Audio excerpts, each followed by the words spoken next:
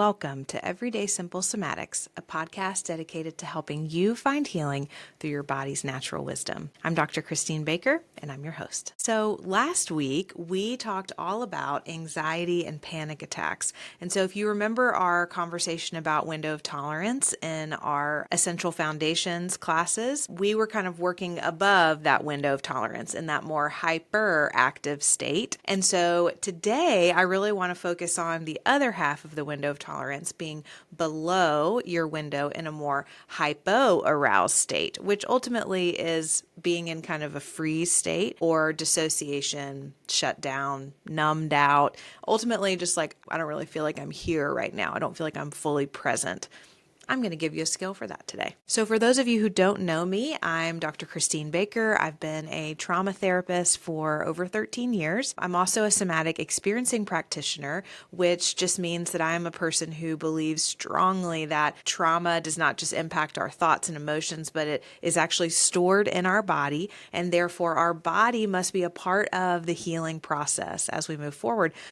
Hence this podcast. My whole goal with this podcast is to give you bite-sized somatic activities to help heal those stuck places inside. So every week we do a 10-minute or less episode where we talk about a specific mental health or relational need, and I give you a specific somatic practice for that. If you are new to nervous system work or somatic work, I'd love to invite you to check out the first 10 episodes of this podcast. I call it the Essential Foundations. It just kind of gives you the basics of what you need to know. I think that would be a really great place to start. And so if this sounds interesting to you, I would love to invite you to like and subscribe on whatever platform you are watching or listening. All those little clicks really do help get this information out to more people. So as we've talked about before, our body goes into fight, flight, or freeze whenever we feel overwhelmed. Fight is responding to threat with aggression. Flight is responding to threat by running away. And then freeze is responding to threat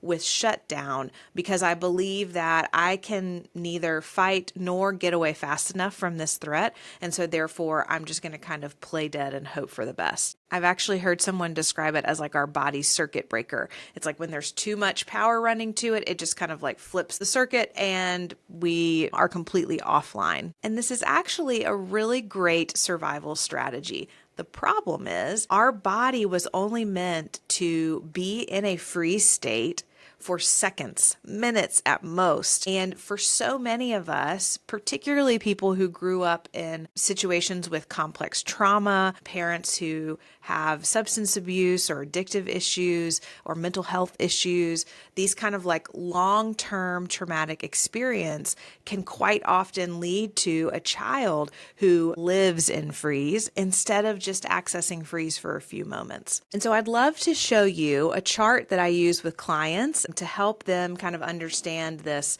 dissociation, like how, because I'll say to clients, like, do you ever kind of numb out or dissociate? A lot of people don't know what the word dissociate means. And so I actually found this little chart that I think is super helpful. So I'm going to walk you through some of these just to give you an idea of some common ways that people will describe dissociation. So one is like I'm floating. So it kind of feels like your head is a balloon or something like this. You're not fully connected to your body. Some people might say, I feel split apart or like I'm someone else. That's a really common way to describe dissociation. Kind of feeling like, oh, I don't even feel like myself. I don't feel normal right now. There's like an awareness of this isn't me, right? Like I'm in a haze. This is a really common one. And I've shared with you guys on this podcast and in different avenues that I share that out of fight, flight, and freeze, freeze is definitely my go-to. And I would say the haziness and the daydreaming are probably the two that I connect to the most on this. And I actually experience it quite somatically. So like the haziness, I sometimes will even have like a blurred vision, kind of like a tunnel vision. So it's like blurred on the outsides and it's almost like the blurriness is coming in. And so that's a really common thing that I'll experience. But I think people can also experience haziness with their other senses. So like they may feel like voices are muffled. There's kind of a haziness in how I'm hearing, right? Another one, numbed out. I've already kind of used that phrase. I can't remember things. That's really common. So it's like you had this whole fight with your mom, and then when you are talking to your spouse about it later on, your spouse says, well, what did she say next? And you go, I don't even remember. Well, there's a chance that your body was totally overwhelmed with that fight with your mom. And because it was triggering some of the stuff from when you were little, that little person inside said, oh, we're never going to win this fight. Let's just shut it down, right? So I can't remember things. I'm feeling disconnected from my body. This is where somatic work is so important because it really provides, and I think the skill for today will do this, it really provides those baby steps to reconnect to your body in a way that feels safe. Because you have to remember, dissociation and freeze was activated because your body believes that if I stay in this body, if I stay present, it's not safe, right? So we have to show your body slowly that it actually is. Like I'm daydreaming, I mentioned that one. So kind of like feeling like you're totally in your thoughts or in another world or just not present. And then finally, like a robot. And so, kind of, I've heard people say like, I just felt like I was just a robot moving through life, doing the things I'm supposed to do, or a zombie is another way people have described it. So if any of these descriptions sound familiar to you, I'd love to invite you to consider doing today's practice with us. It is going to be very gentle, and the goal is to engage sensation in a very titrated way, in a very non-overwhelming way, so that we can, like I said a second ago, very slowly show your body that it is safe to be inside, right? And so we are going to do this kind of gentle engagement of sensation using two pieces, temperature and movement. And the reason I chose these is because when we are in freeze, we need to move slowly and create just enough sensation to help us reconnect with our system without overwhelming the system. And I think that these two little offerings I'm going to give you today are going to help you do that. So I'm going to tell you what we're going to do first, and then we'll actually do it together and check in at the end, okay? I love to give informed consent, like make sure that this is something you want to do before we actually start trying it. So it's very simple. We're going to start by rubbing our hands together kind of quickly for about 10 or so seconds, and that's going to create some warmth on your hands through the friction, right? That warmth and that friction is going to give your body something to focus on. There's some sensation there. And then you're going to take the warm hands and you're going to place them on your cheeks, just noticing that temperature difference between the warm hands and maybe cooler cheeks, right? And so as you kind of are aware of that temperature difference, then you're going to kind of notice that there's a little bit of pressure there, right? Your hands touching your cheeks, there's a little bit of pressure. And so just see if you can notice that. Once that feels okay to notice, I want to invite you to just very slowly start to tap your cheeks, almost like raindrops. And that is a really clear sensory input. Non-threatening, rhythmic, predictable, all things the nervous system really likes. And so if that feels safe, you could even maybe bring it down to your neck or, try your hands or your arms.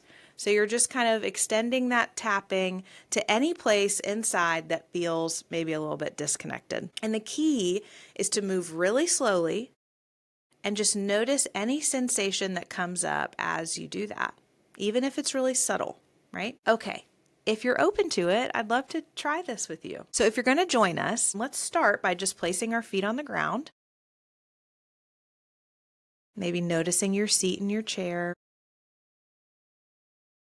If you want to kind of wiggle a little so that you can really feel the support of the seat. Or if you're standing, maybe kind of shift your weight back and forth just a little bit to feel the floor beneath you supporting you.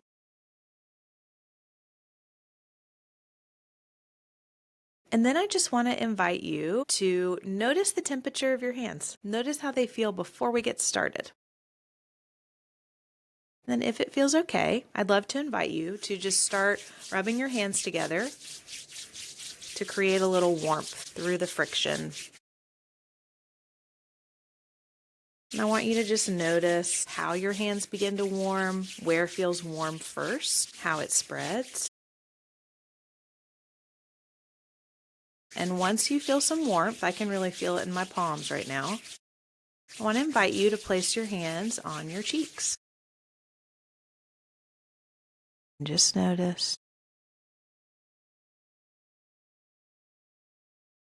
temperature difference, that little bit of pressure, and notice what happens inside. I can feel my shoulders dropping.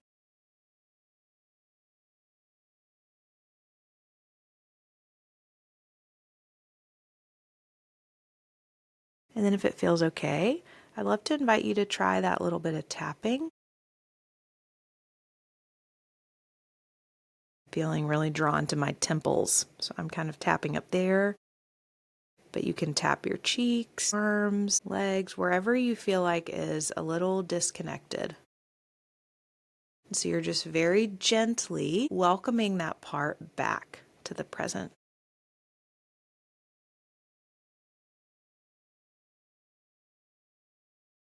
And as cheesy as this sounds, I want you to just notice what it's like for that part to arrive back in the present.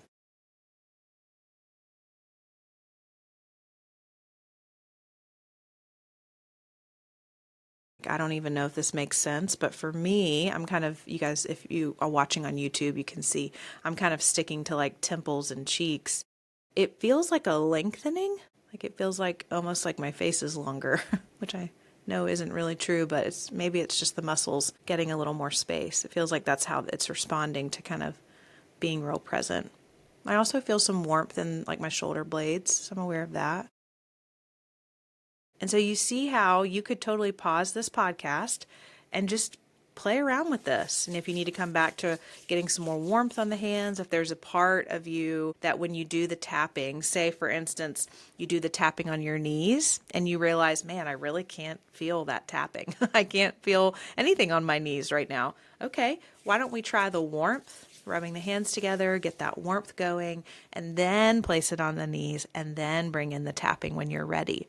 I feel like that temperature shift is such a beautiful, gentle way to reconnect to body sensation. And so different parts of you may need that first before it's ready for the tapping. So yeah, like I was kind of saying before, I really feel like this practice works because it's giving your nervous system this like really clear, manageable sensory input. That combination of movement, temperature, touch, it kind of helps bring awareness back to your body in this like super gentle way. And remember, like the goal is not to force yourself to feel something, okay?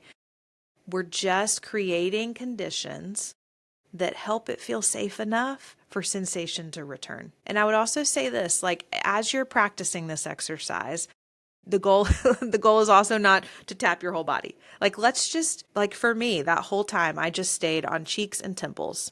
Like let's just see where in your body is kind of, again, cheesy as it sounds, calling to you, and just focus there. Because that one part of your body and coming back online and you focusing on it coming back online, guess what?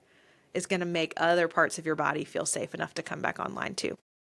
I hope that this is helpful. That is all I have for today. Next week, we are going to focus on something that I actually didn't talk too much about in our essential foundations, and that is fawn. So we've got fight, flight, freeze, and then there's a fourth one called fawn. And so I would say layman's terms for fawn would be a people pleaser. And so if you struggle with people pleasing or codependency, absolutely come back around next Wednesday because I have a really great boundary exercise to teach you. If you do this boundary exercise on a regular rhythm, it can really help you begin to connect to when your body is giving you wisdom around a no. Okay. So if this has been helpful to you, this exercise, or if next week's exercise sounds helpful to you, I'd love to invite you to like and subscribe to this podcast on whatever platform you are watching or listening. We also have a weekly email that goes out on Mondays. If that's something you're interested in, I will put the link for that in the show notes, as well as we have this amazing community called the Somatic Wellness Collective. It is a monthly online subscription service, very affordable. It has on-demand classes. It has live classes with me that have guest lectures or Q&A or movement practices. It is such a amazing, beautiful, kind community of people. And so if you are interested in digging deep deeper into your own nervous system. I will also have a link for that in the show notes, and I'd love to invite you to join us. And in closing, remember, your body has innate wisdom. We just have to learn how to listen to it. And that's what I'm here for. I'll see you next week.